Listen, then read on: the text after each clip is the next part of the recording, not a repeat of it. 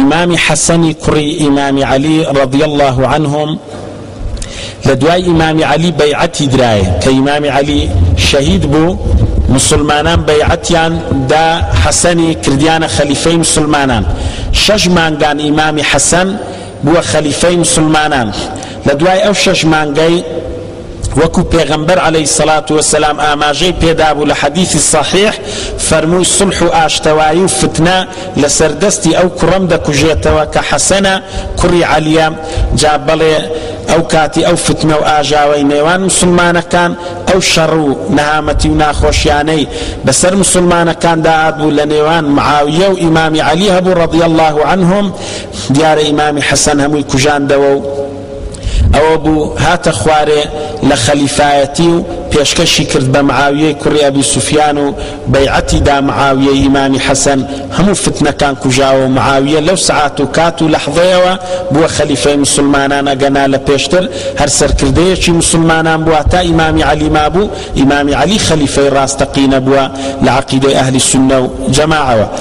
زا امام حسن جهرت خوار درای کرا جهری درایو لو جهره وک دستی دجمنان اسلام و خوارج کانی تدابو وفاتي كردو خواهي تعالى لو خوي برديو بشهيدي قبول كرد به امام حسينش كسرن زيان راتشا خلشي كوفي لسردمي يزيدي كري معاوية زور ظلم مستمعان لي دكري بيوست الرزقار بكرينا لجير دستيو ظلم مستمعنا خلقي عراقانان لو بردن او ابو امام حسين بپیل بانگوازی مظلوم مستملک را وکان بحساب داهات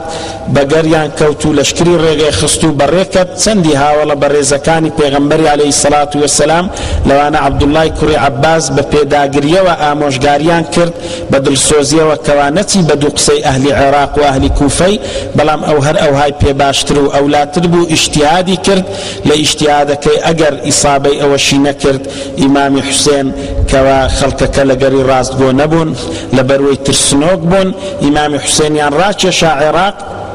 وكو زانان دفرمون همو خلقك لدل دا دليان لقر حسيني بو بلام شمشيريان لقر يزيدي كري معاويو سركردكاني ظالم مستمكاركان بو او بو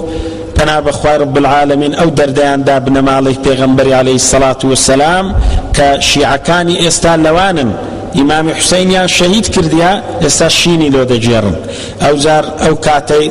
امام حسین زور با ناشیاوی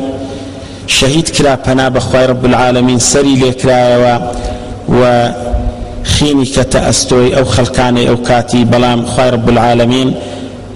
بنمالكي پیغمبري عليه الصلاة والسلام كأوها خينيان ريشت تولي لهمو بكوجا كان كردوا هميان هريك بدردي شواتسو لسروي زوي كبخوي تفيل خوي دا كردوا خوي رب العالمين أوها تولي حسيني ستاندوا والله أعلم بالصواب.